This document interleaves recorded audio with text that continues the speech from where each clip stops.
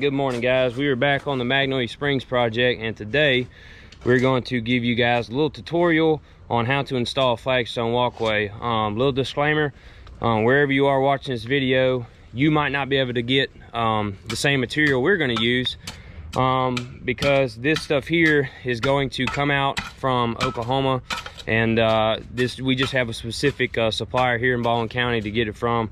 But you never know. Do your research to check them out. You might be able to get the same material because the way we're going to install it today is particular to the material we're going to use. Some stuff is a little thinner, doesn't weigh as much, so you got to bring in a good rock base. Here we're not going to do that. So I'm gonna pass off the camera to Mo. He's gonna be a little camera guy today, so I can illustrate and show y'all the kind of material we're dealing with. So what the guys are doing right now is we're about to cut out some dirt. The customer has a concrete driveway going on right now, and they want it to, it'll go dark. They want it to, they want to have a step off the concrete. Now, there was an existing concrete slab right here, and we tore it out because it really didn't make any sense, and they like the look of natural stone. So what we're going to do is we're going to get our dirt excavated, and these are going to be our steps. This came from the same supplier. I'm not sure their state of origin. It may come from somewhere similar to the Oklahoma blend. So these guys are 7 inches thick, and a good rule of thumb we like to do is sometimes when you're building a step, especially out of a stone material, we like to have to where you've either got a 6 to 7 inch step. So when you're walking, when you step on the stone itself and you're stepping up onto another surface, you want to make sure that you're not really creating a tripping hazard. And so we consider a tripping hazard being anything a step of 4 inches or less, because you want your mind to have to lift your entire leg up, because this is a part where the wife here, she's going to carry groceries down and stuff like that into it. We don't want her, to fall. So number one rule, always make sure you're getting a step 4 inches or bigger. And so that's what we're working on now. We're going to get our dirt to our correct elevation, then we're going to set the stone. Mo, if you come over here, this is the Oklahoma Select. This stuff, we've been using it for a long time. Shout out to Gulf Coast Stone, James and Frank up there. They always hook us up with the best looking stuff. This is really sandstone. It's got some clay in it. Sometimes we'll get pallets that have some clay built up on top of them, but majority it's going to be sandstone. So this is the material we're going to use to lay the walkway. Once we get the step set and we get it in the position we want, then we're going to take the stones and work our way down the hill, and we'll show you guys that in a second. So stay tuned, and we'll get the step set. All right, guys, we got the stone in place. The reason why I was saying you need to make sure you can get similar material to this is because some of the flagstone, like if you're going to use a gray slate stone or something along those lines, sometimes you got to have a good rock base or put them in mortar mix. Depends on your application. These stones right here are so heavy, a good basey sandy topsoil will perfectly be sufficient to keep these guys level and keep it from moving. Now you'll see later on that the finished product of this job, these stones are going to have grass around them, so they're going to have basically ground control, and so water can run across them, water can run around them, water can land on them, and I dare to say they're never going to move just because they're so heavy. So normally keep in mind that you would need a good base material to set it in there. So the guys are working on getting it steady right now. What size step we got there? So we got less than so we got a 5 inch step, right up for it, a little bit over a 4 inch step. So what we need to do is we need to go ahead and pick it back up and drop it down, so we at least get a comfortable 6 inch step, between 5 and 6 inch step out of it. See if we can get up underneath the mow, pick it back up.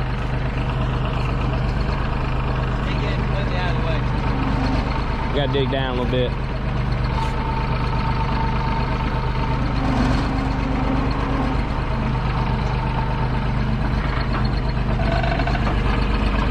Forward.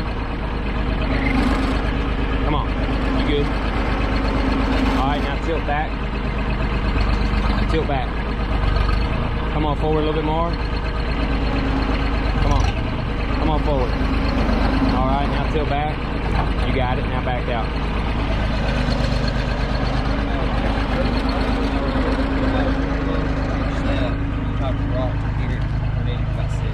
you gotta do is take a little flathead and just dig out a couple inches of dirt.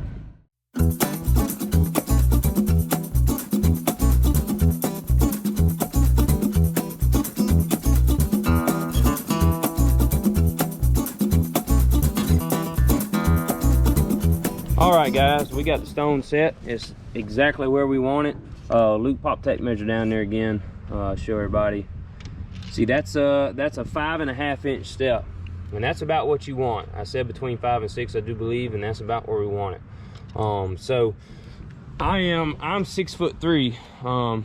Mo's probably about the same height. He might be like an inch shorter than me, but I like, good rule of thumb for me is if I can walk on it and you know have to elevate myself when I step up on the top surface, it's a pretty good step. That's what I mean by you don't want a tripping hazard. You want to have to step down and then step down again. You don't want to get in that accidental habit of just sliding your foot off and rolling an ankle or something like that. So we're good to go. We're going to start laying flagstone. All right, guys, we got the stone set the way we want. We got our grade work done up in this corner. It's a fire bed up in there. We had to put some drainage in. We did that on Friday. But the stone is ready to go, and the start of this flagstone walkway, this is a little screen door, goes into our living room and down into the basement. But we're going to form a junction. The stone's going to go out. It's going to turn toward our stone we just set.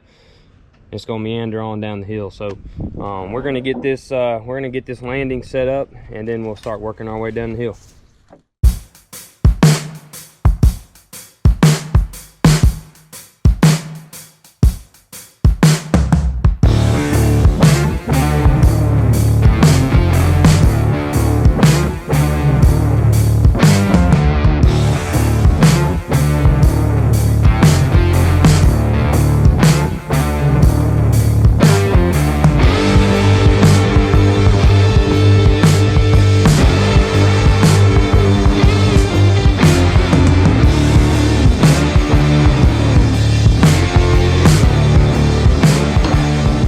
Okay, we're off to a great start.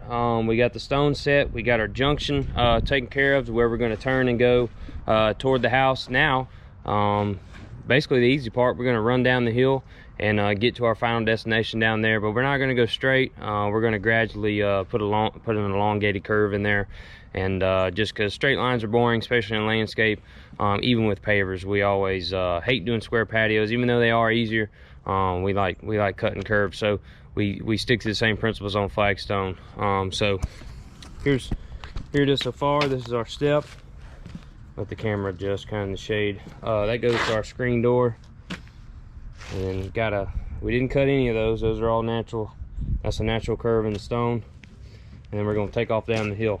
So one thing I like to point out is when you're doing this soil we have is good. We got it from a good friend of ours. He cuts it with sand, and it's got a lot of topsoil, good material in it. It's a good base material, and like I was saying this morning, some places we have to bring in rock. Some places we have to bring in more of a base material because the ground's either soft or it's real sandy, or vice versa. But this dirt we've actually installed is actually the perfect kind of soil. And being as how we're going to put grass around them, the soil is also good for growing grass and planting plants in and stuff like that. So if you're gonna put them in grass, this situation here, we've had situations in the past where we've set them on the grass that was already there, and it's as simple as getting them laid out the way you want, taking an edger or a sharpshooter or something along the lines of that, and just cutting out the perimeter of each stone, and then basically digging the grass out the exact shape of the stone, throwing a little topsoil down or rock base, whatever you need for whatever works in your yard, and then basically make sure they don't rock. So when you're stabilizing stones like these, I mean, I wear a size 10.5 boot, and so these are close to 4 foot wide right here. Some of them are a little smaller, some of them are bigger. So when you're stabilizing them, when you check them, so normally when you walk on stones, you're gonna step on the edge, or let me get out so you don't see my shadow. You're gonna step on the edge, and you're 9 times out of 10 you're going to split a stone, or you know, depending on your stride, you're not going to step in the center each time. So when you check the stones, and the guys are doing a pretty good job now, we'll have to come back and straighten out a good bit of them. But when you check them, you want to step on the edges, and any movement or any rocking, you want to get rid of that. You want as stable as it can be. So, you know, get them laid out and get them going the direction you want, and get them all the shape together. And you see, we have a where's that hammer? Let's see that hammer, Mo. I don't know what the technical name for this tool is called, but we're gonna call it a chisel hammer. This has got a flat spot on the other end instead of a claw hammer. This does a pretty good job. It's got some weight to it. If we have some stones, I think this one had one on it with some weird points on it, we'll just take them and kind of bust them off. You can see on this stone where we came along and knocked the weird edge off, just to make it, we want the stones to look like they were meant to be together, and basically like putting together a puzzle. It flows well, and it's just appeasing to the eye. So just always remember, when you're setting stones, good base, step on the edges, make sure you get all your rocking out of it. You don't want to roll an ankle or anything like that. And then basically just your preference on what you want it to look like. There's several different looks you can go for. Later on this job, we're going to build a patio out of the same stone. It's going to be square, but we're going to come back and put river rock around it, and that stuff looks jam up. We enjoy doing it, and the customer's always happy with that product. So I mean, you could Mondo grass, you can buy that stuff at flats at Home Depot and Lowe's. You could shove in there. Mondo grass is a grass that's meant for traffic, so a high traffic area, people walking a lot, you could plant Mondo grass and that stuff. So really, it's just your preference. Just remember the basis, you know, make sure you get good soil in, or some kind of rock to put your stones on, and then go from there. So we're going to keep working our way down the hill. Our final destination is, you can see them pink flags. That's where the well is. I don't know if you guys can see it, but we're going to end up down there in front of the cottage. So hopefully we get this done today.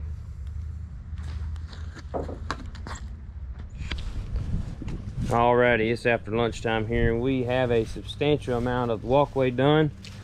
Well, I say done, it's laid out. Now we've got to come back and cut out all the grass. This is existing zoysia, goes all the way down the bottom of the yard, but now we have to take an edger and cut out each one like a cookie cutter, pick it up, cut all the grass out, do the grade work that's necessary to get them stable, and then they'll be set. And then the grass over time will grow back up to the edges of the flagstone. So here's our edger. But if you don't have an edger, you can use a sharpshooter or some type of metal handled shovel. Do the same thing, it'll cut grass pretty good. Or however you like to do it, doesn't really matter. Just need the grass cut out of there and get them stable. So this is all the landing from earlier we got done this morning. And so it's coming along pretty well. Tomorrow or this afternoon, I'm probably going to pick up, I think we got right at 7 pallets of Empire zoysia. It's going to saw this whole area. Probably it's going to have a long bed line. It's going to go through there and then back up to the driveway, because this is all trees and or vegetative area. This is there was a big magnolia tree. Hurricane Sally took it out. It's huge. We dug up the stump when we first got here, but it's all right. It's a good thing. It sucks the tree's gone, but now they can get a bigger yard on the other side of this house, because it was really a whole bunch of natural area, and so now they can get grass. It's going to get enough sun during the day, so it'll grow real good. So alrighty guys, it's the next day. We got the sod. I went and picked it up yesterday afternoon. We got it here. We got a little late start this morning. We all went and exercised our right to vote in this fine country. So we did get started to about 9 or so, maybe a little before that, but we got here, we started getting sod laid out. We got the irrigation adjusted yesterday afternoon. The guys really worked hard on getting the flagstone cut in the grass. So here's how that turned out. We've got to come back and patch here some of the bigger gaps, but for the most part, this is what it's going to look like. We had to dig them out and make sure they were low enough so the homeowner here can mow over them and not worry about breaking them or getting his mower snagged on any of them. So this is the junction here. this is where it's going to go down and to the big patio that we're hopefully going to start tomorrow. But here's a junction. This is where we started cutting the sod in. Keep in mind, if you choose to do it like this, you know, do your best to keep wider pieces and wider gaps. Right now it's starting to get cold outside here where we live, and so this zoysia is always one of the first grasses to go dormant, because all it takes is a few cold snaps. So make sure you always just put the wide pieces in there. Make sure you don't have any straggly stuff. Sod staple it if you need to, just to help it get established. But that's how it's turning out really nice. The guys are working their way up the hill here. They've got some of the bigger gaps filled in, and over here to the right, we're gonna sod all the way up to the bed line just to help with erosion. But they're working hard on that. It's turning out looking good. But here's the sod up top of the hill in the driveway. We're gonna have a big bed under that holly tree. Big old holly tree, been here a long time. And here's the bed line coming out on this other side. So this right here is not gonna have anything particular done. We're just gonna put some ground cover out, some pine straw to dress it up. But it's better than it was before. It had a whole bunch of random stuff growing over there, so we got to take care of. But let's see. Here's the junction. Again, we had to come back and put topsoil on all the joints, so the sod was actually elevated higher than the stone, so we could mow over it instead of getting the mower snagged on them and moving them around, because it'll do it. So we're gonna keep working on this.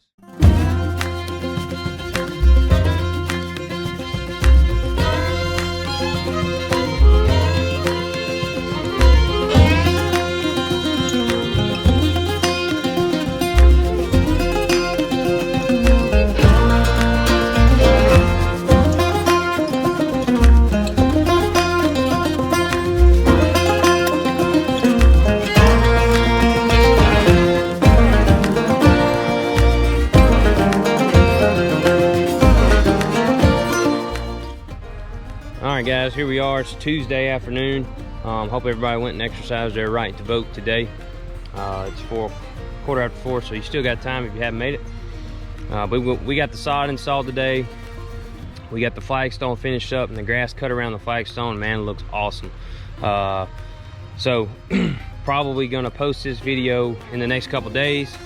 When you guys seen it, it'll probably be the end of this week. And then we'll hope you guys stay tuned to the to get the patio going on. We're gonna start that tomorrow, so hope you guys stay tuned to watch us go through the process of that. But here's the flagstone, guys. Empire zoysia from Riebling Farms. They always get us the best quality turf they can.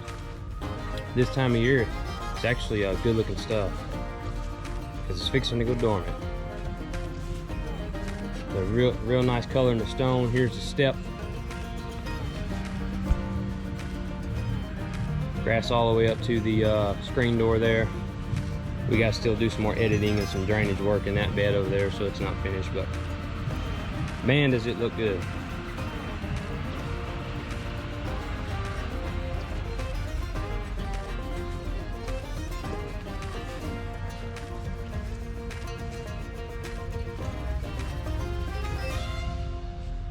Just one aspect of the job. So hope you guys like that stuff. Hope you guys enjoyed the video. Be sure to like, subscribe, share it, tell everybody about it. We appreciate it, and we'll catch you next time.